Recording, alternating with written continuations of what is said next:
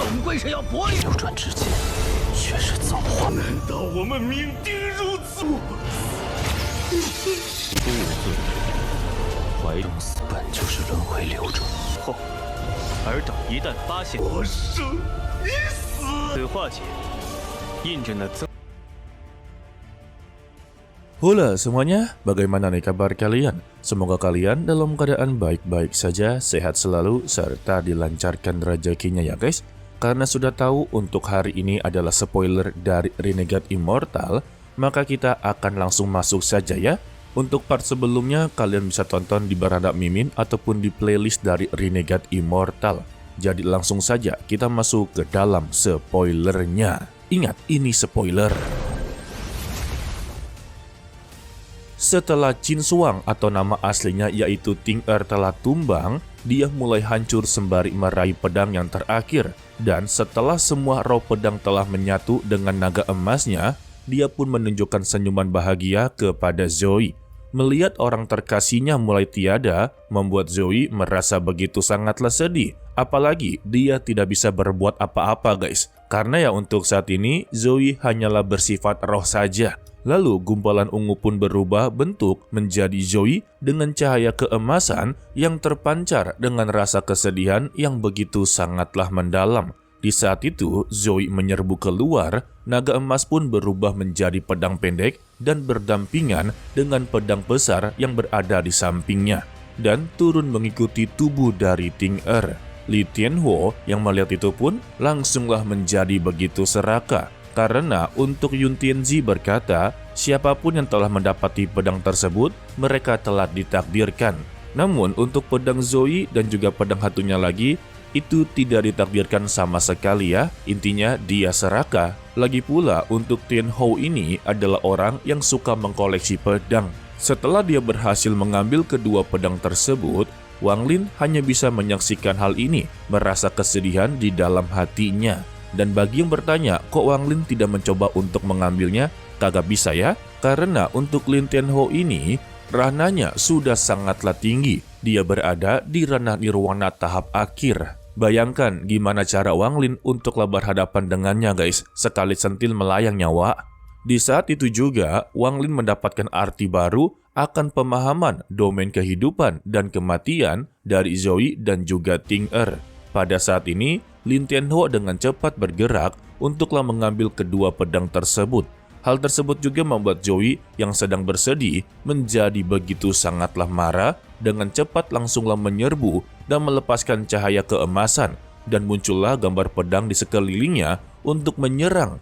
Seketika, langit pun menjadi begitu sangatlah gelap, dan Tianhuo merasakan bahaya yang begitu besar datang dari pedang tersebut, dan dia pun mencoba untuklah menyerang. Namun sayangnya, pedang milik dari Tianhuo langsunglah dihancurkan, dan sidik jari di dadanya pun semakin membesar, membuat dia tidak bisa mengeluarkan kekuatan penuh.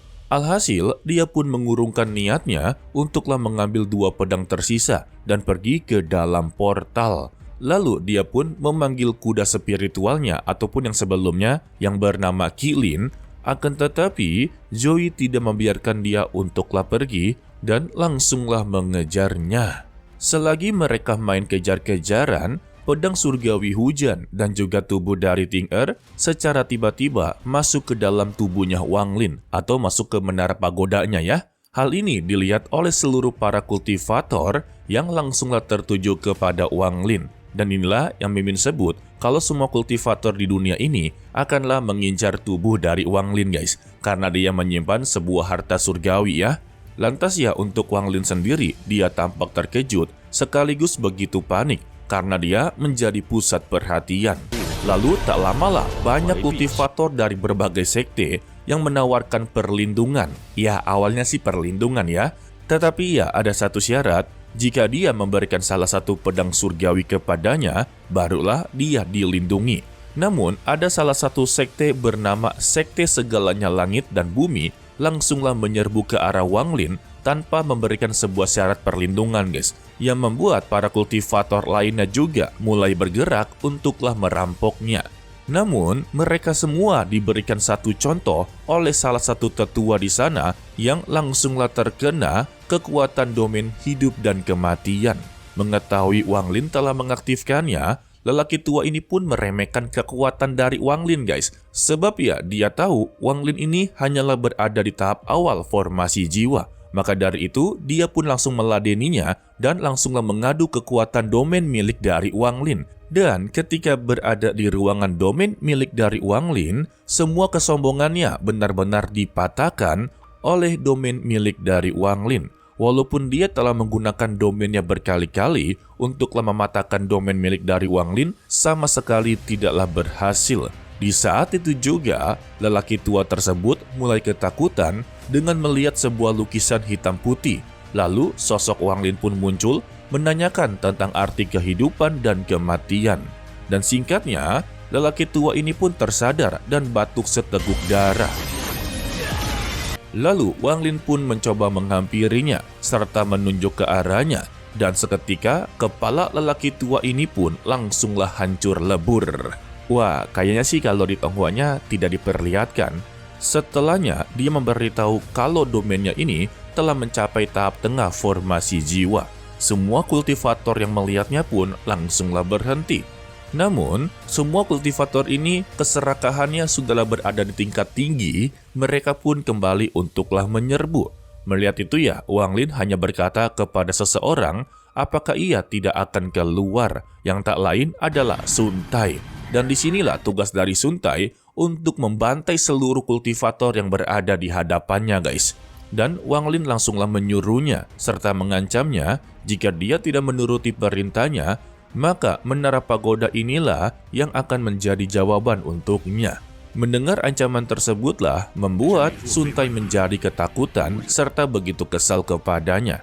Alhasil, dua kultivator yang berada di depan Wang Lin langsunglah dibantai.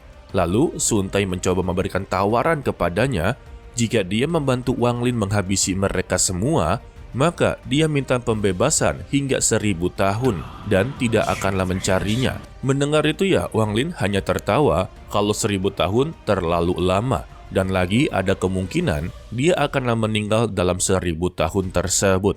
Mendengar itu ya membuat Sun Tai menjadi begitu sangatlah kesal kepada Zoe.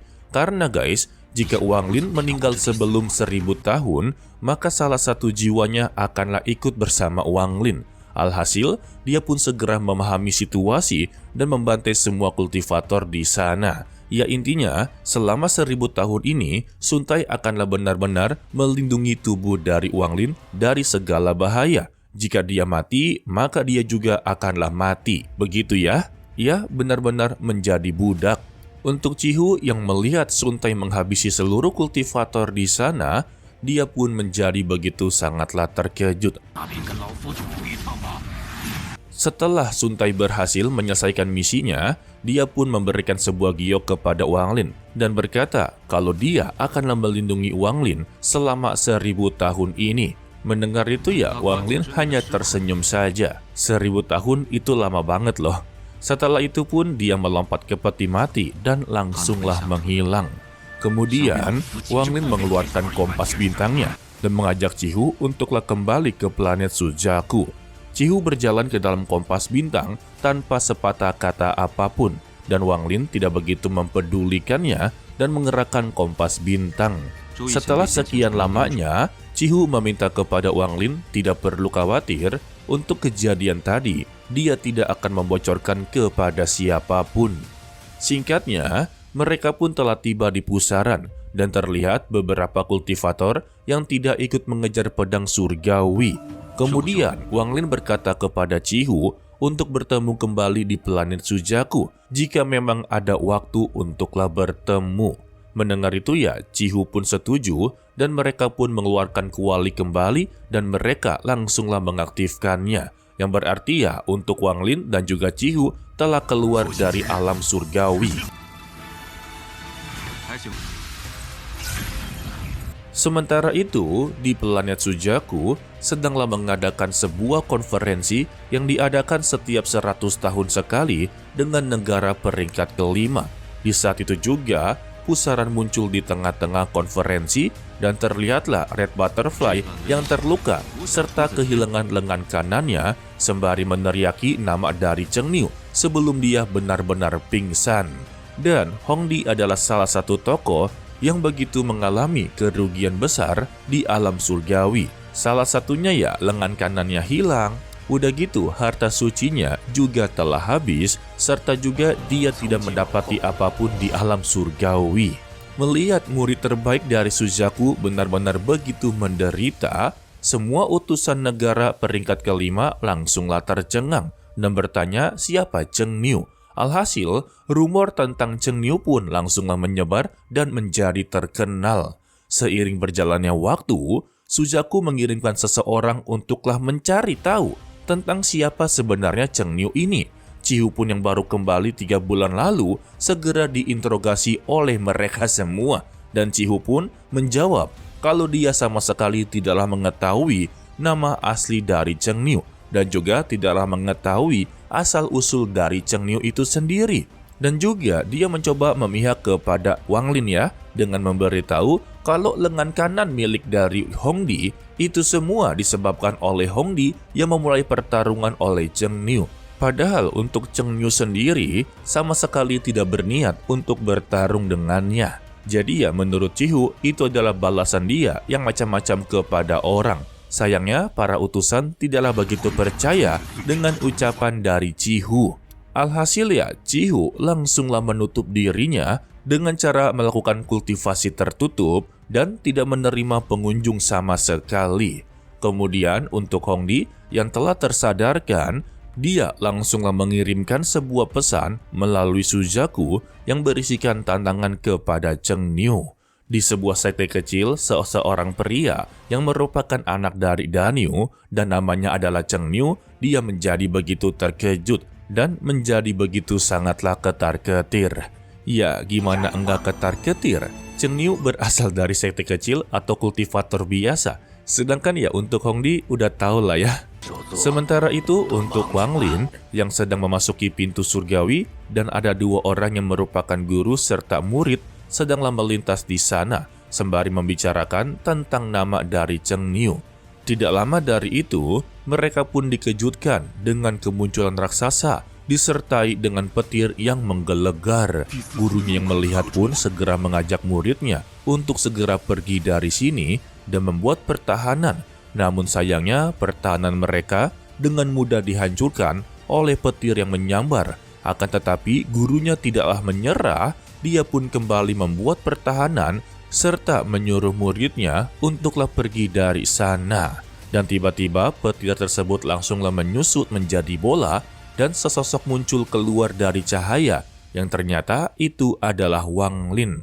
Lalu dia bertanya kepada mereka berdua tentang apa saja yang terjadi di Suzaku ini selama dia pergi. Mereka langsung memberitahu rumor tentang Cheng Niu. Mendengar itu, Wang Lin kembali bertanya kepada mereka tentang Cheng Niu ataupun lebih detailnya ya. Namun saat muridnya menjawab, gurunya pun langsunglah menghentikan. Lantas untuk Wang Lin hanya tersenyum saja dan memberikan sebuah pil kepada gadis tersebut sebagai hadiah. Dari sini Wang Lin sudah mengetahui kalau Cheng Niu menjadi begitu terkenal dan dirinya sedanglah dicari-cari. Lalu Wang Lin pun langsunglah pergi dari sana. Sedangkan untuk gadis tersebut yang telah diberikan sebuah hadiah oleh Wang Lin, dia bertanya-tanya apa pil ini. Gurunya memberitahu lagi kalau pil ini merupakan pil tanah hancur yang bisa untuklah membantunya mencapai tahap formasi inti. Sedangkan untuk Wang Lin sendiri, dia melakukan perjalanan ke negara Chu untuklah pulang karena tujuannya sudahlah selesai. Untuk balas dendam dengan keluarga Teng, checklist, dan memasuki alam surgawi, checklist, serta mendapati beberapa harta surgawi di alam surgawi, checklist. Dan fokus dia untuklah sekarang ini pulang ke negara Chu, serta juga mencoba menerobos ke tahap tengah formasi jiwa. Tetapi untuk negara Chu ini kan terlalu jauh. Adapun kompas bintangnya tidak dapat digunakan lagi kecuali di ruangan hampa. Jadi ya, Wang Lin perlu melakukan perjalanan yang begitu sangatlah jauh, sebab untuk beberapa transformasi array ini juga telah mengalami sebuah kerusakan dengan peperangan sebelumnya. Jadi, di dalam perjalanan pulang, dia juga akanlah memikirkan cara untuklah menerobos tahap tengah formasi jiwa, atau lebih tepatnya, yaitu mencari bahan-bahannya guys. Serta dia juga akanlah mengubah kompas bintang ini agarlah bisa bekerja di tempat manapun ya. Dan kita akhiri untuklah spoiler kali ini. Intinya, setelah dari keluar alam surgawi, tujuan dari Wang Lin itu sangatlah banyak guys. Ia salah satunya meningkatkan kultivasinya, serta meningkatkan beberapa harta suci, senjata suci, serta mencari beberapa yang bagus lagi. Ya begitulah, lebih tepatnya mengembangkan semua yang berada di dalam dirinya. Oke lah, sepertinya cukup sampai di sini saja dulu untuklah video kali ini. Mimin ucapkan terima kasih kepada kalian yang telah menonton sampai akhir. Pesan dari Mimin, tetaplah menjadi orang yang baik, walaupun itu sangatlah sulit. To be continue, sampai jumpa di video berikutnya. Bye-bye.